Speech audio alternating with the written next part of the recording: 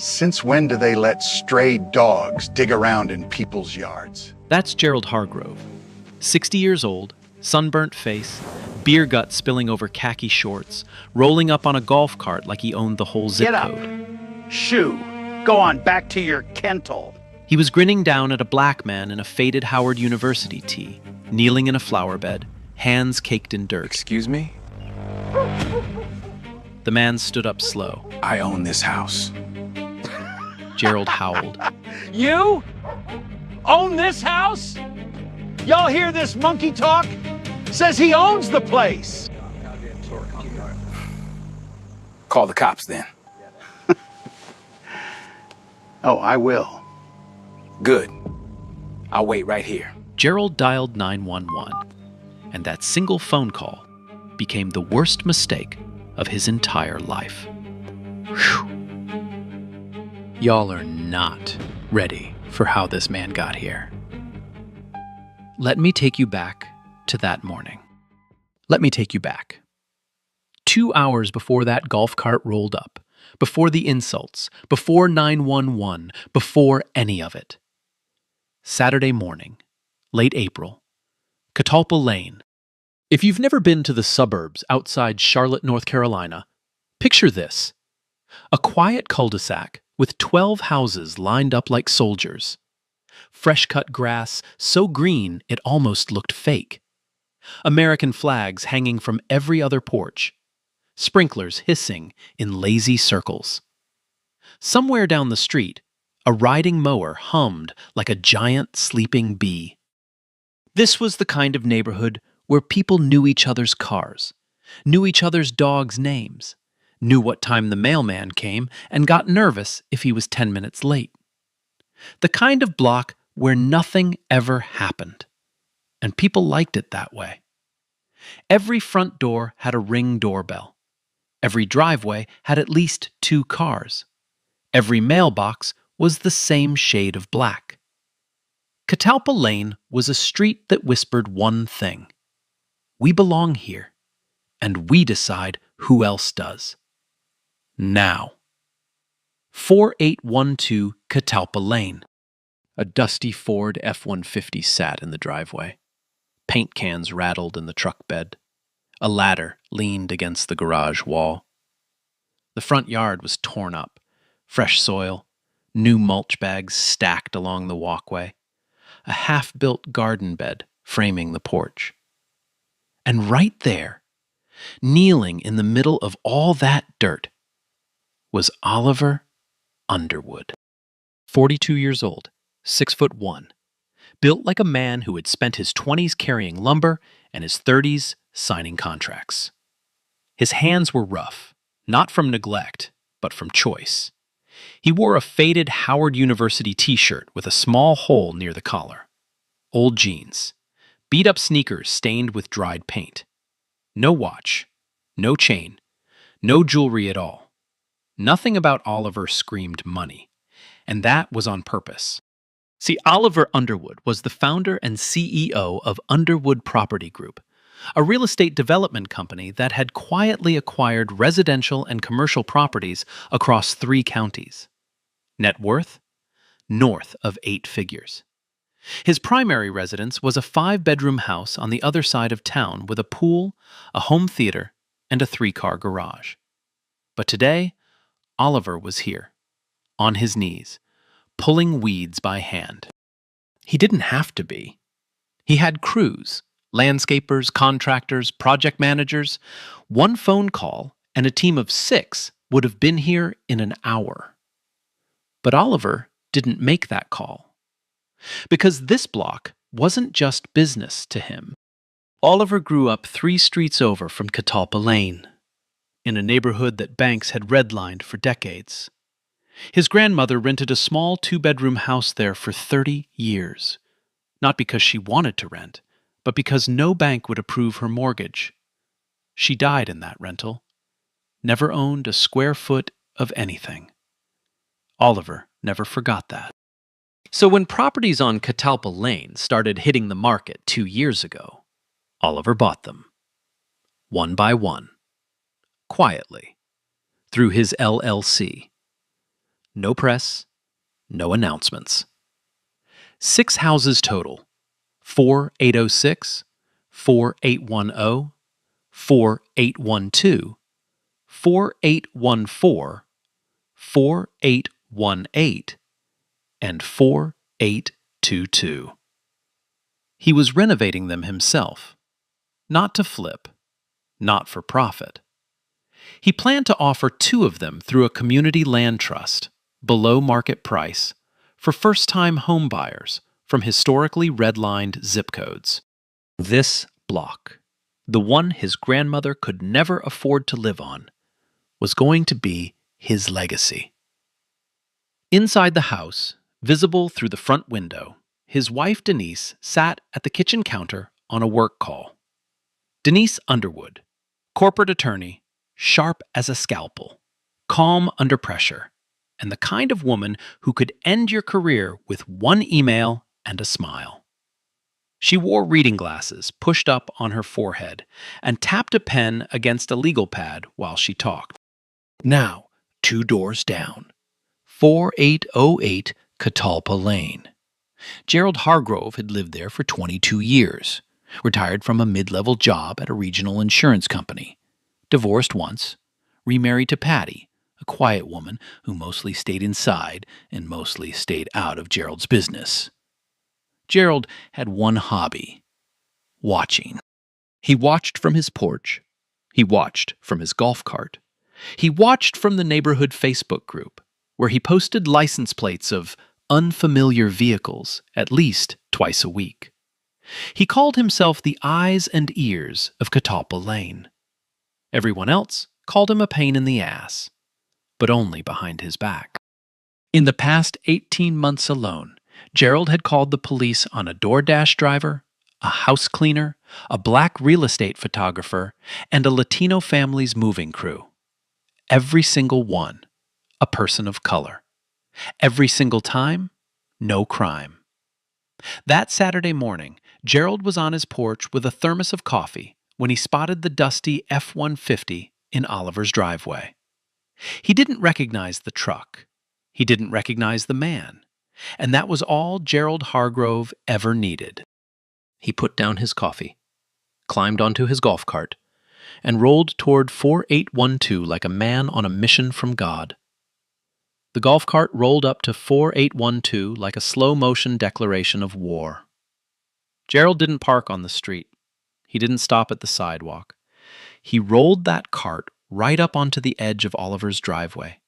Engine still humming, little American flag on the antenna flapping in the breeze, and sat there for a good 10 seconds before he even opened his mouth, just staring. Oliver felt the shadow before he heard the voice.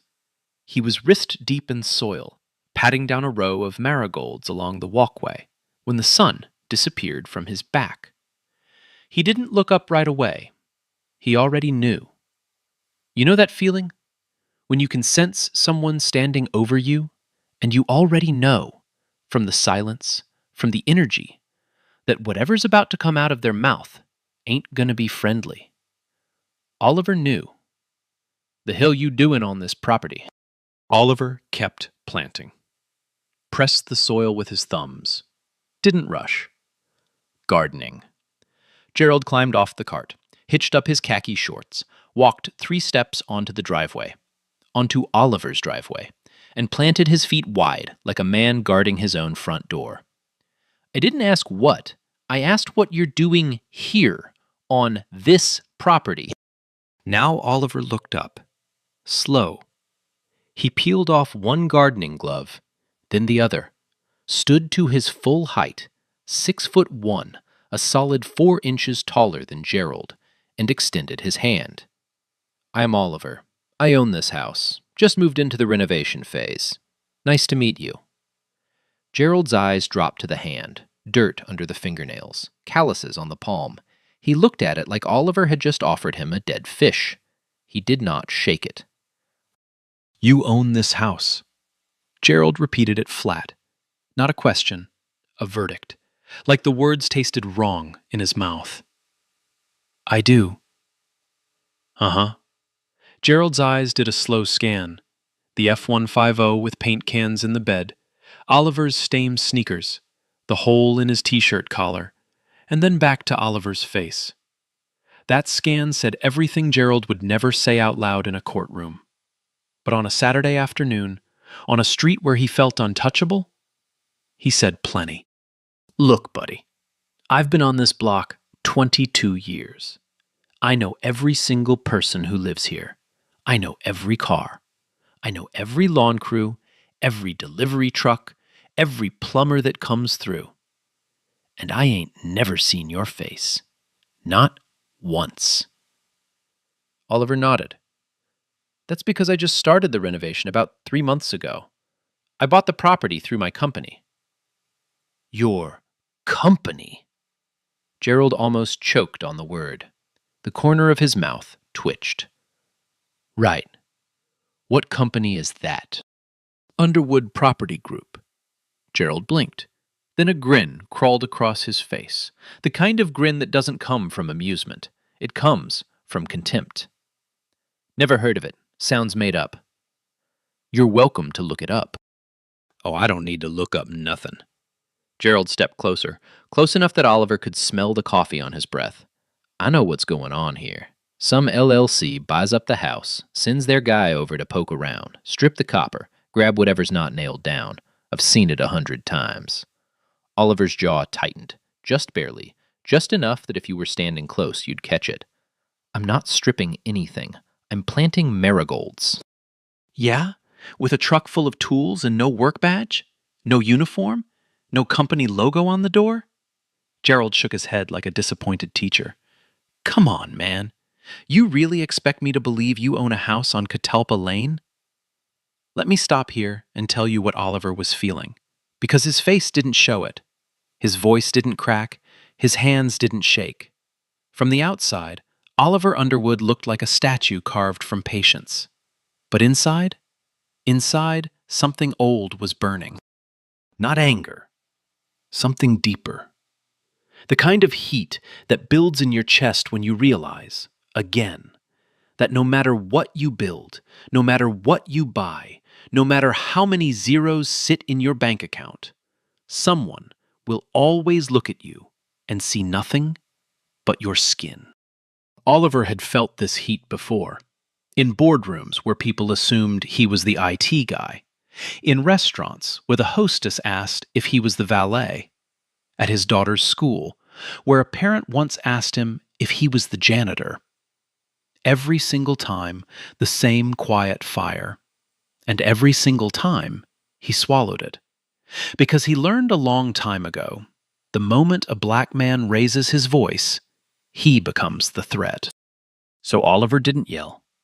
He just looked at Gerald with steady eyes and said, I don't need you to believe me. I know what I own. Gerald didn't like that. He didn't like the calm. He didn't like the eye contact. He didn't like that this man in paint-stained jeans, wasn't shrinking, wasn't apologizing, wasn't explaining himself fast enough. All right, you know what? Gerald pulled out his phone. I'm done playing nice. I wasn't aware you'd started. Gerald's face went red. Tomato red. He jabbed his finger toward Oliver. You think you're smart, huh? You think you're funny? We'll see how funny you are when the cops show up. He turned his back and walked to the edge of the driveway, raised the phone to his ear, and dialed 911. Loud. Performative. Like a man putting on a show for every neighbor watching from behind their curtains. And they were watching. Oh, they were watching. Russell Whitfield, mid-50s, wire-rimmed glasses, retired teacher, stood on his porch across the street with a glass of iced tea. He saw the whole thing. The approach, the refused handshake, the accusation.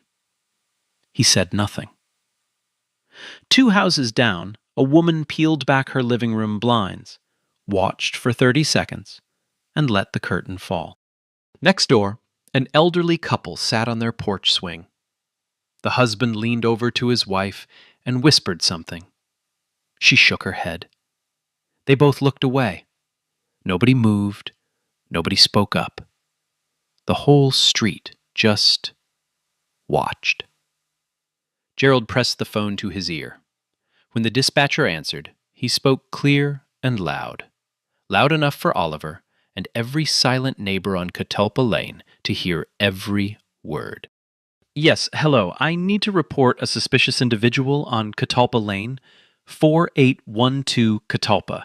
He's a black male, about 6 feet, wearing a dark t-shirt. He's refusing to leave the property and claims he owns it, but that is absolutely not true. He has a truck full of tools. Could be stolen equipment, I don't know. And ma'am, I can't confirm he's not armed. I just can't say for certain. You might want to send someone quick. Oliver heard every word. Every single word. The black male lead. Race first, before height, before clothing, before anything else. The truck full of tools twisted into stolen equipment. The I can't confirm he's not armed. A lie, dressed up as a concern. Gerald knew exactly what those words meant when attached to a black man's description. He knew what they triggered. He knew what they could bring. And he said them anyway. Oliver didn't flinch. He reached into his back pocket, slowly, deliberately, and pulled out his phone. Not to call anyone, to record. He opened the camera, hit the red button, and held it at his side. Quiet. Steady. Then the front door opened. Denise stepped onto the porch, still in her reading glasses, still holding her pen, but in her other hand, her phone, already recording. She had heard Gerald's voice through the open window. She had heard enough. She didn't say a word, just stood there, recording, watching, like a woman who had done this before and knew exactly what was coming. Down the street, a siren chirped once, then silence, then the slow roll of a squad car turning onto Catalpa Lane. Gerald smiled. Oliver didn't. He texted one message to his attorney, Glenn Caldwell. 6 words. Catalpa. Again. Bring the deeds. That word, again, is the one that should sit with you. Not help, not hurry. Again. Because this was not the first time. 3 weeks ago, Gerald had called the police on Oliver's renovation crew.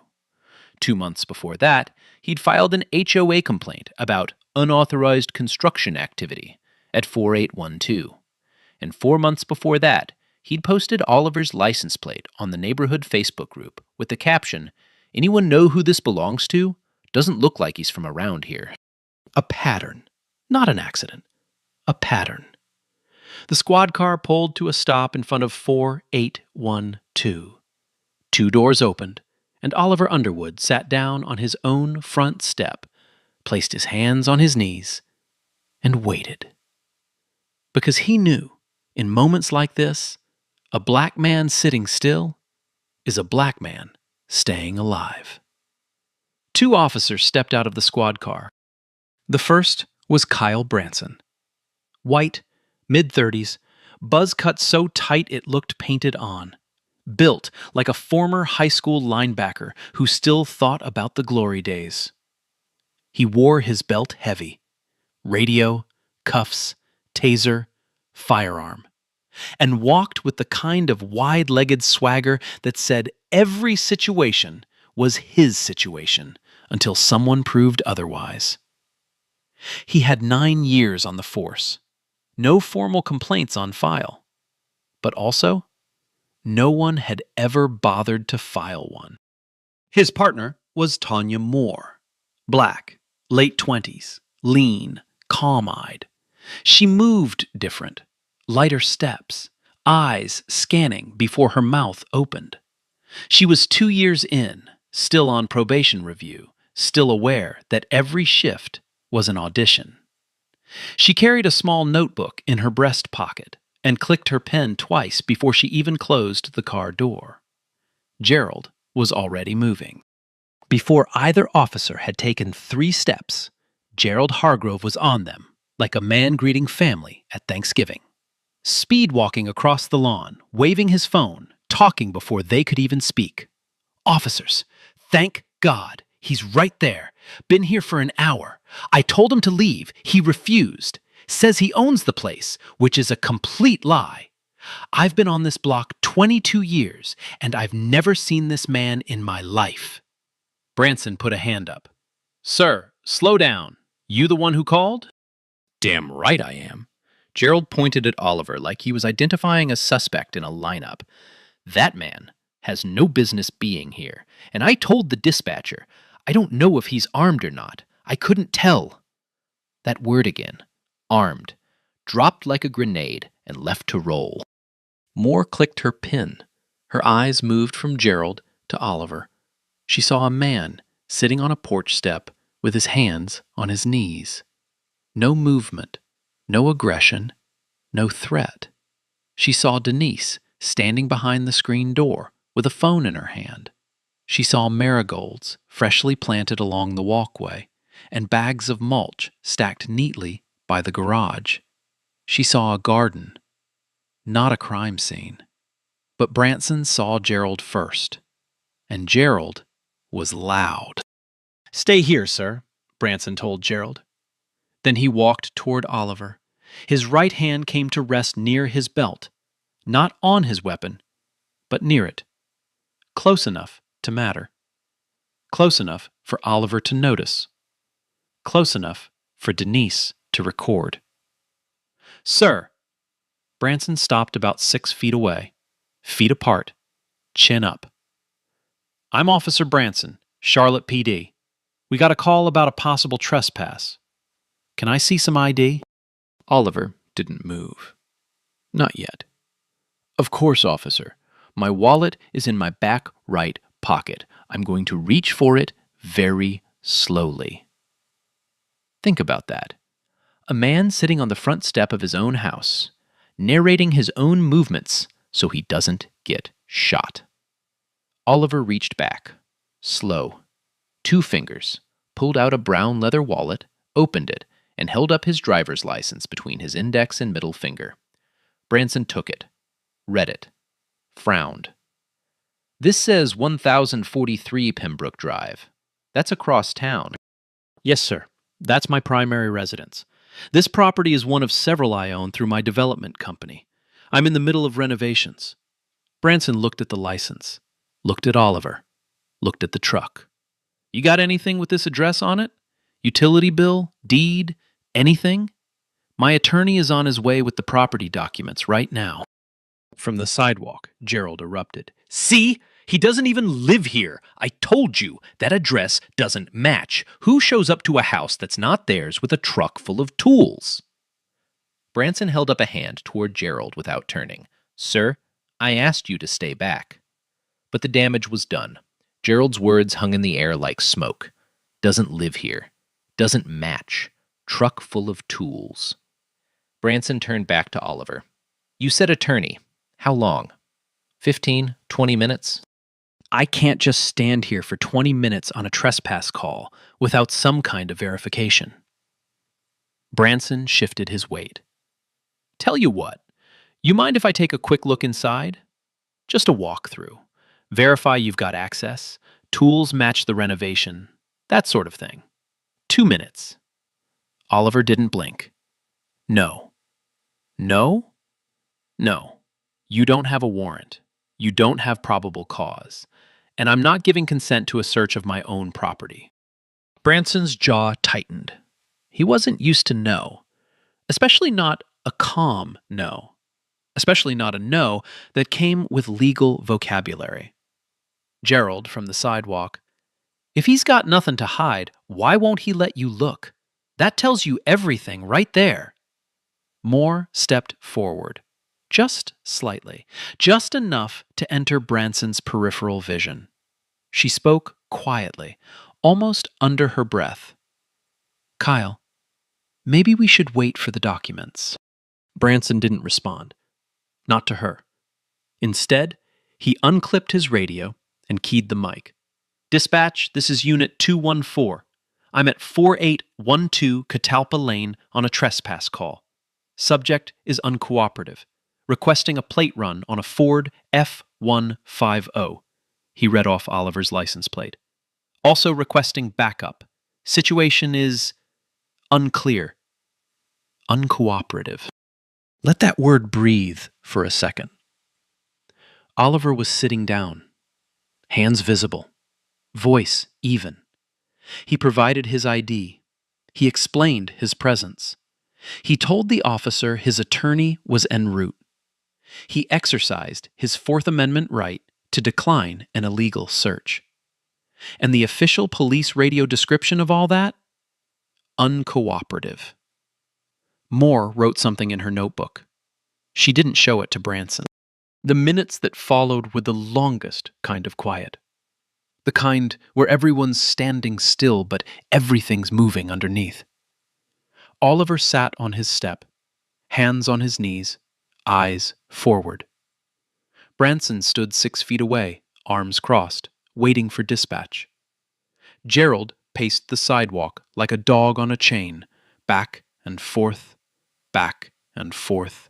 muttering. Denise stood behind the screen door, phone steady, recording. She hadn't said a word yet, but her presence alone was changing the math. Branson had clocked the phone the moment he arrived. He knew he was on camera, and knowing you're on camera doesn't always make people behave better. Sometimes it just makes them more careful about how they misbehave. Patty Hargrove appeared at the edge of her yard. Arms wrapped around herself like she was cold, even though it was 78 degrees. She whispered across the lawn, Gerald, come home. Just leave it alone." Gerald didn't even look at her. "Go inside, Patty." "Gerald, please." "I said go inside." Patty flinched, stepped back, went inside. The screen door clapped shut behind her. And then Gerald turned back toward Oliver's property. He wasn't talking to Branson anymore. He wasn't talking to Moore. He was talking to Oliver, and to every neighbor pretending not to listen. "This is what happens." His voice carried across the cul-de-sac like a man giving a sermon. "This is exactly what happens when you let just anyone into a neighborhood. First it's one house, then it's two. Then property values drop. Then crime goes up. Then, suddenly, you don't recognize your own street anymore." Oliver looked at him, steady. "Anyone? You know what I mean. Say it." Gerald's face tightened. His eyes darted left, right, checking who was listening. Then he puffed up his chest. And he said it. "People like you, okay? I said it. People like you. You don't build neighborhoods, you ruin them. That's just a fact. And everyone on this street knows it. They're just too scared to say it out loud." The street went dead silent. Russell Whitfield set down his iced tea. His hand was shaking. The elderly couple on the porch swing stopped swinging. Moore closed her eyes for half a second. Opened them. Wrote in her notebook again. Denise pushed the screen door open and stepped onto the porch. Her phone was raised at eye level now. No more hiding behind the door. "That camera right there," she said, pointing to the Ring doorbell above the front door, "has been recording audio and video since 6 o'clock this morning. And my phone has been rolling since you opened your mouth. I'm also an attorney. So please, keep going." Gerald's mouth opened, then closed, then opened again. But whatever was about to come out, it died somewhere between his brain and his tongue. For the first time all morning, Gerald Hargrove had nothing to say. But it was already too late. Every word was on tape. Every slur, every accusation, every "people like you." All of it. Stored on a Ring server and 2 phone cameras, time-stamped, geotagged, and ready for whatever came next.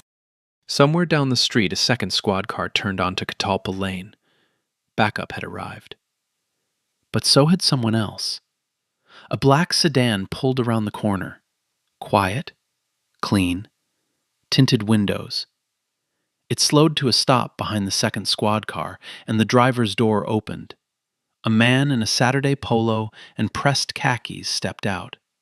Gray hair, reading glasses hanging from a cord around his neck, leather folder under his arm. Glenn Caldwell, Oliver's attorney. Right on time. Gerald saw the sedan, saw the polo, saw the gray hair, and he smiled. Because in Gerald's world, a well-dressed older white man showing up could only mean one thing: reinforcements. He had no idea what was in that folder. Nah, hell no. Imagine you're standing on your lawn, your property, dirt on your hands, and some dude rolls up calling you an animal. Then the cops show up and treat you like the criminal. You telling me you'd keep calm? 'Cause I honestly don't know if I could. Glenn Caldwell walked like a man who had done this before. No rush, no panic. Just smooth, steady steps across the asphalt, leather folder tucked under his arm, reading glasses swinging gently from the cord around his neck. He looked like someone's golf buddy, someone's country club neighbor, the kind of man Gerald Hargrove would wave to from his porch without a second thought. And that's exactly why Gerald smiled when he saw him. Gerald stepped forward, hand already half extended. "Sir, finally! Are you with the department? HOA board? Because I've been trying to tell these officers." Glenn walked right past him. Didn't slow down, didn't glance. Walked past Gerald like he was a mailbox. He went straight to Oliver, extended his hand, firm shake. "You all right?" Oliver nodded. "I'm good. Took you long enough." Saturday traffic. Glenn set the leather folder on the porch railing and unzipped it. Brought everything. Gerald's smile cracked. Just a little. Just around the edges. He looked at Branson, looked at Moore, looked back at Glenn. "Wait, you know him?" Glenn didn't turn around. He was already pulling documents from the folder. Crisp, white pages, county seals, notarized stamps. He spread them across the railing like a dealer laying out cards. "Know him?" Glenn said, still not looking at Gerald. "He's my client." "Your client?" Now Glenn turned. Slow. He looked at Gerald the way a surgeon looks at an X-ray. Clinical, detached, almost bored. "Mr. Hargrove, is it? Let me save everyone some time."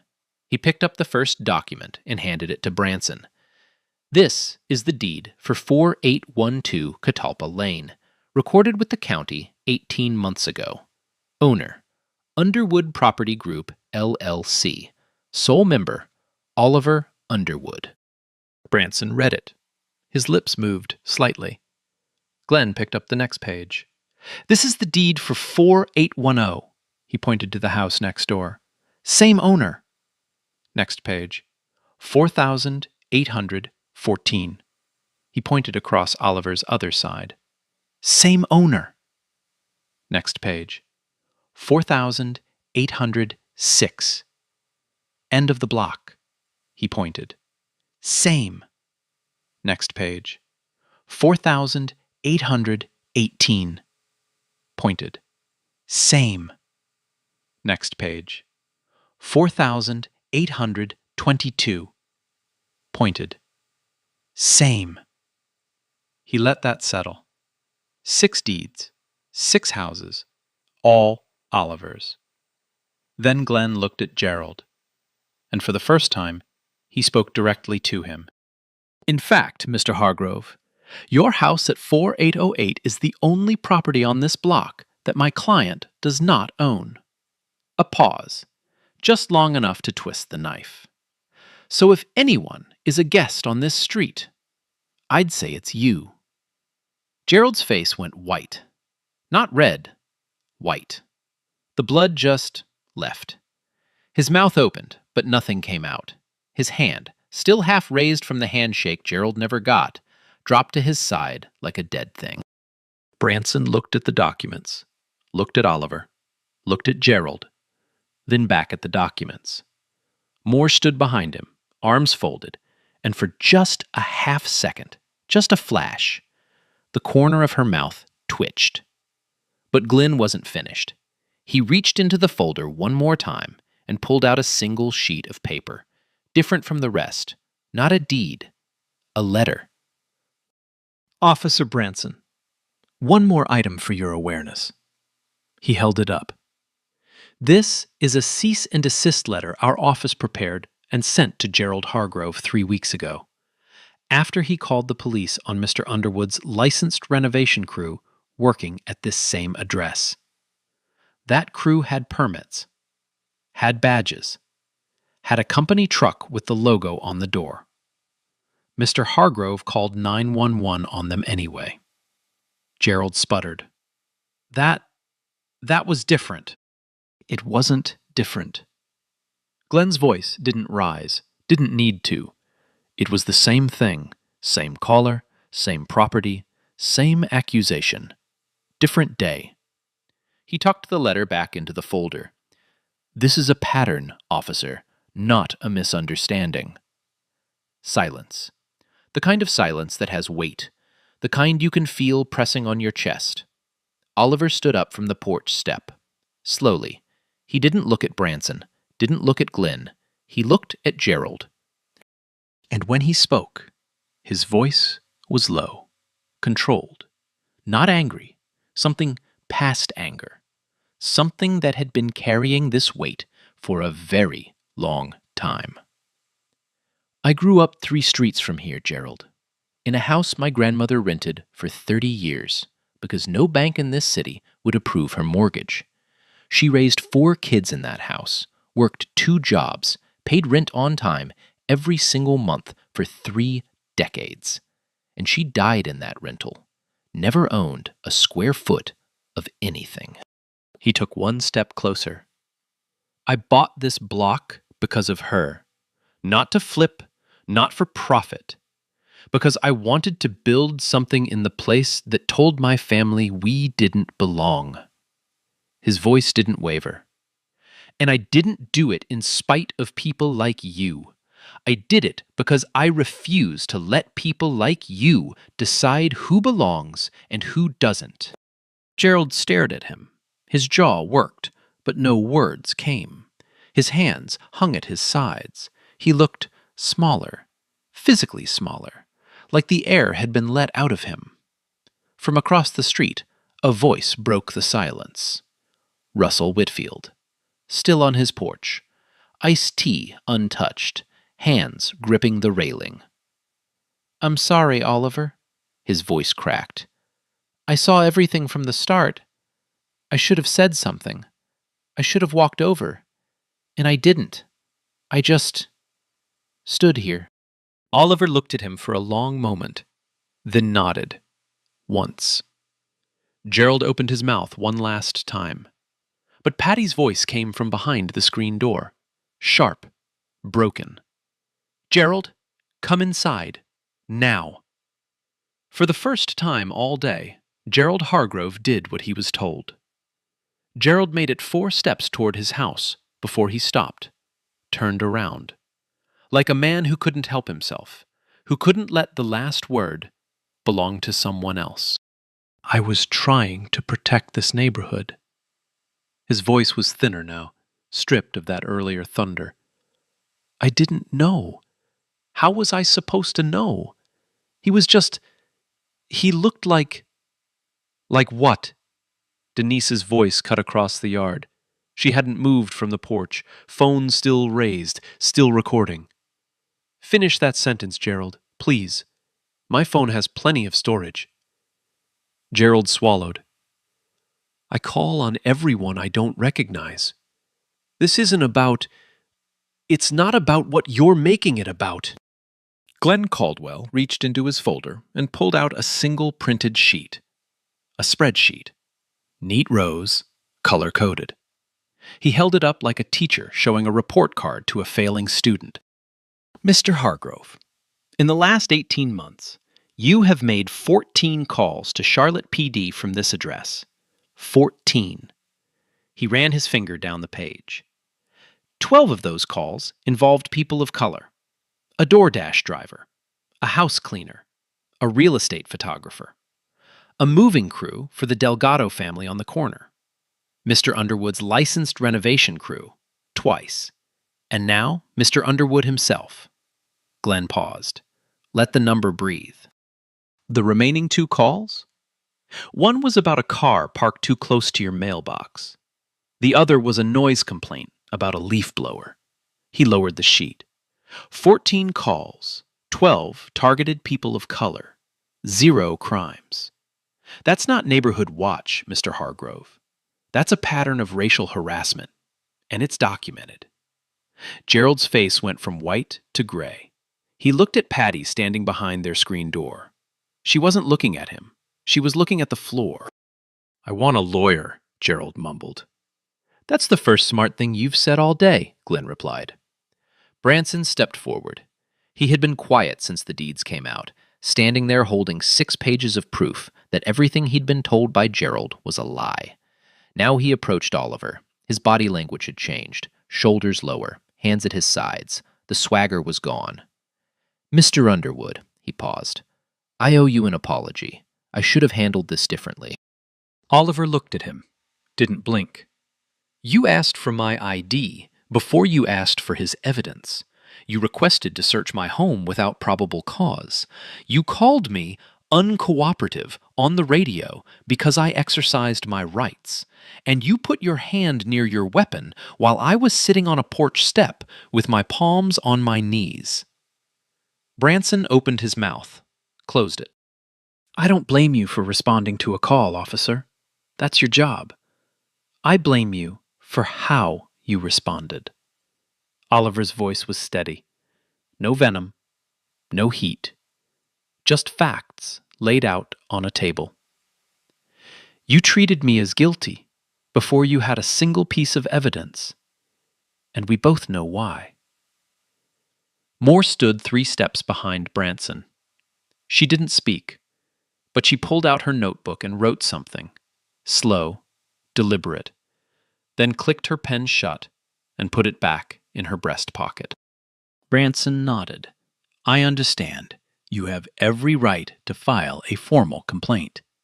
I will. The 2 officers walked back to their squad car. Moore opened the driver's side. Branson paused at the passenger door, looked back at the porch one more time, then got in. The car pulled away slow.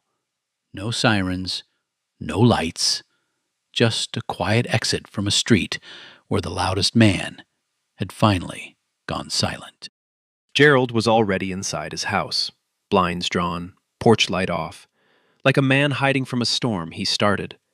But the storm was just getting started, because Denise Underwood wasn't just an attorney. She was a woman with 2 high-definition videos, a Ring doorbell full of footage, and a contact list that included every civil rights organization in the state. Within 1 hour, she uploaded 3 clips. The first, Gerald's stray dog and monkey comments from the initial confrontation. The second, his 911 call, captured through the Ring doorbell's audio, with black male as the lead descriptor and the false armed claim. The third, Gerald's people like you speech, filmed from 2 angles. She posted them with one caption. My husband was gardening, on his own property, on his own block. This is what happened. By Saturday evening, the first video had 200,000 views. By Sunday morning, 1.2 million. By Sunday night, the hashtags were everywhere. Hashtag Catalog Lane Karen. Hashtag He Owns the Block. Hashtag Gerald Hargrove. Local news picked it up at 6 a.m. Monday, national outlets by noon. And Gerald Hargrove, the The man who had spent 22 years watching his street was now being watched by the entire country. Monday morning hit Gerald Hargrove like a freight train. He woke up to 43 missed calls, 17 voicemails, a Facebook inbox so full it crashed his app, and a local news van parked across the street from his house, camera pointed directly at his front door. He peeked through the blinds, then closed them, then peeked again. The van was still there. A reporter stood on the sidewalk holding a microphone, rehearsing her intro. Behind her, a cameraman adjusted his tripod, aimed right at 4808 Catalpa Lane. Gerald called Patty's name. No answer. Her car was gone. Her side of the closet was half empty. A note on the kitchen counter read, "Staying at my sister's. Don't call." He was alone, and outside, the world was just getting started. At Charlotte Police Department headquarters, the Internal Affairs Division opened a formal review before lunch. The target wasn't Gerald. That was a civilian matter. The target was Officer Kyle Branson. The review focused on 3 specific points. First, Branson's request to search Oliver's home without a warrant, without probable cause, and without consent. Second, his radio transmission describing Oliver as uncooperative, when the body camera footage showed a man who was calm, cooperative, and legally exercising his rights. Third, Branson's physical posture during the encounter, specifically his hand placement near his weapon while engaging with a seated, non-threatening individual. Officer Moore's notebook became a key piece of internal evidence. She had documented the interaction in real time. Timestamps, direct quotes, her own recommendation to wait for documentation. All of it written in neat block letters while standing 6 feet from her partner. Moore didn't volunteer the notebook. Internal Affairs asked for it. She handed it over without hesitation. Separately, the city's Office of Civil Rights opened its own file. Not on the police, on Gerald Hargrove. Glenn Caldwell had submitted the spreadsheet of Gerald's 14 911 calls, along with a formal request for investigation under the city's ordinance against racially motivated abuse of emergency services. That ordinance had been on the books for 2 years. It had never been used. Gerald Hargrove was about to become its first test case. By Tuesday, the media firestorm had jumped from local to national. CNN ran the Ring doorbell footage during prime time. The clip of Gerald saying, "Y'all hear this monkey talk?" played on a loop, with subtitles in case anyone missed it. A legal analyst broke down the false armed claim on the 911 call, explaining how that single word, armed, could have escalated the police response from a welfare check to a tactical approach, could have turned a Saturday afternoon into a funeral. Fox affiliate stations ran Gerald's name. His address was public record. His voter registration. His old employer, a regional insurance company called Piedmont Mutual, started getting calls. Not threats, just questions. "Is this the man who worked for you? Do you condone this behavior?" Piedmont Mutual issued a statement by Wednesday. 4 sentences. Gerald Hargrove retired from our company in 2021. His actions do not reflect our values. We have no current affiliation with Mr. Hargrove. We stand against discrimination in all forms. Corporate damage control. Clean, quick, cold. But the wave that truly broke Gerald came from his own neighbors. One by one, the residents of Catalpa Lane and the surrounding streets started posting their own stories. Not on the news, on social media, in comment sections, in quote tweets of Denise's original video. The Delgado family, 2 houses from the corner, posted a photo of their housewarming party from the previous summer. Caption: Gerald Hargrove called the police on this barbecue. We were playing music at 4 p.m. on a Saturday. The responding officer told us there was no violation and left. Gerald stood on his porch and watched us for the rest of the night. A black postal carrier named Winston, last name withheld for privacy, posted a thread. I've been delivering mail on Catalpa Lane for 6 years. 3 times. 3! Gerald Hargrove followed me on his golf cart, asking to see my route sheet and my postal ID. He once told me I was in the wrong neighborhood and should stick to downtown routes. I reported it. Nothing happened. A Latina house cleaner posted through a translation app. The man at 4808 stood in the driveway and told me I needed papers to be in this neighborhood. I was cleaning his neighbor's house. I had a key. He still called the police. 14 calls. 12 people of color. 0 crimes. And now every single one of those people had a platform. The comment sections exploded. Not just with outrage, with recognition.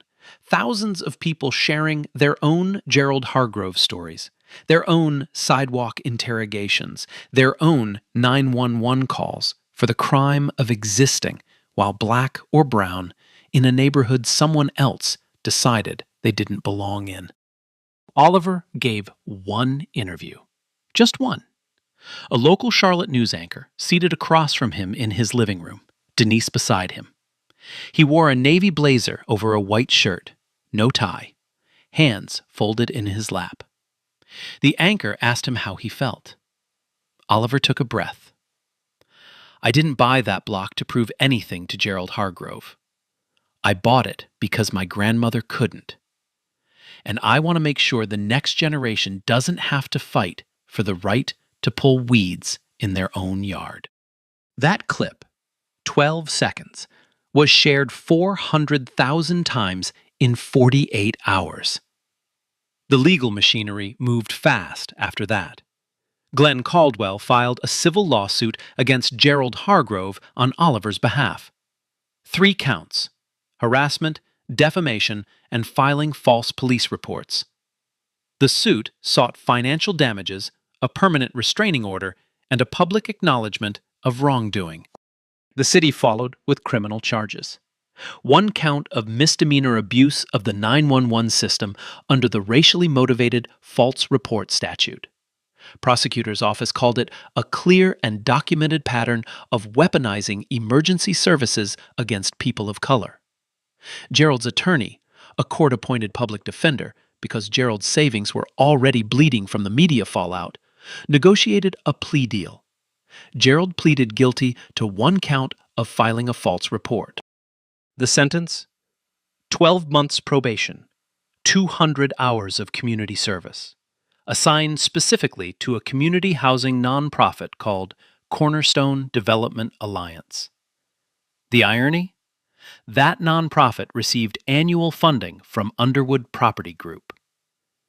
Gerald would be doing community service for an organization bankrolled by the man he called a stray dog. He was also required to complete a court-mandated racial bias education program. 16 weeks, every Saturday, in a classroom full of strangers learning the same lesson Gerald had refused to learn on his own. Officer Branson received a formal written reprimand, mandatory retraining in de-escalation tactics and implicit bias, 40 hours completed before returning to patrol. He was reassigned to desk duty for 90 days. It wasn't termination. It wasn't criminal charges. But for a man who wore his badge like a crown, desk duty felt like exile. Councilwoman Lorraine Davis held a press conference on the steps of City Hall. Cameras everywhere. She stood at a podium with Oliver's case file projected on a screen behind her. What happened on Catalpa Lane is not an isolated incident, she said. It is a symptom of a system that allows private citizens to weaponize public resources against their neighbors based on nothing more than the color of their skin. This office is introducing a resolution to mandate tracking and public reporting of all racially motivated 911 calls in this city, and to impose escalating penalties for repeat offenders. The resolution passed the following month, unanimously. They called it the Catalpa Lane Resolution. 6 months later, Catalpa Lane looked different. Not the lawns, not the houses, not the mailboxes. Those were the same. What changed was the feeling. The way people stood on their porches, not watching, but waving. Not guarding, but greeting. Oliver finished the renovations on all 6 properties. New roofs, new kitchens, fresh paint, landscaped yards. 2 of the homes went through his community land trust, below market rates for first-time homebuyers from historically red-line neighborhoods. A young black couple, both teachers, moved into 4814. A single Latina mother and her 2 kids moved into 4806. Oliver handed them the keys himself. No cameras, no press, just a handshake and a welcome mat. Oliver still showed up on Saturdays, still wore the Howard tee, still pulled weeds by hand. But now, when he knelt in that garden bed, neighbors walked over with coffee, with their kids running across the lawn. He spoke at the National Housing Equity Summit that fall. One line made every headline. Ownership is not just a financial act. It's an act of defiance. Every deed I hold is a door my grandmother was never allowed to open. Denise launched a pro bono legal clinic, free consultations for anyone targeted by racially motivated false reports. The waitlist was 3 months long within a week. Russell Whitfield, the silent neighbor, became the most vocal ally on the block. He organized the first Catalpa Lane block party, stood up with a plastic cup of lemonade and said, "I was a coward that day. I saw everything and did nothing. I don't ever want to be that man again." Nobody clapped. People just nodded. That was enough. Officer Branson completed his retraining, returned to patrol, never the subject of another complaint. He didn't become a hero. He just did his job, quieter, slower, with a little more space between himself and the people he served. Officer Moore made detective 2 years later. Her notebook became part of the department's training curriculum. New recruits studied it as an example of real-time documentation and professional integrity. And Gerald? He completed his probation, his community service, his 16-week racial bias program. Never spoke publicly, never apologized. He sold 4,808, 4 months after sentencing. Moved to a different county, left no forwarding address. The house at 4808, Gerald's watchtower for 22 years, was purchased through Oliver's land trust. The buyers were a young black couple expecting their first child. They planted marigolds out front. Justice didn't fall from the sky on Catalpa Lane. It started with a man who knew his rights, a woman who hit record, and an attorney who brought the paperwork. It started with the decision not to shrink. Silence is comfortable. Speaking up is not. But every time someone stays quiet while a Gerald Hargrove runs his mouth, that silence becomes permission. Man, just imagine that's you. Your yard, your dirt, your sweat. And some dude looks you dead in the face and says, "Get out." How would you feel? Drop your answer in the comments. Like and share if this hit different. Subscribe. We do this every week. Peace.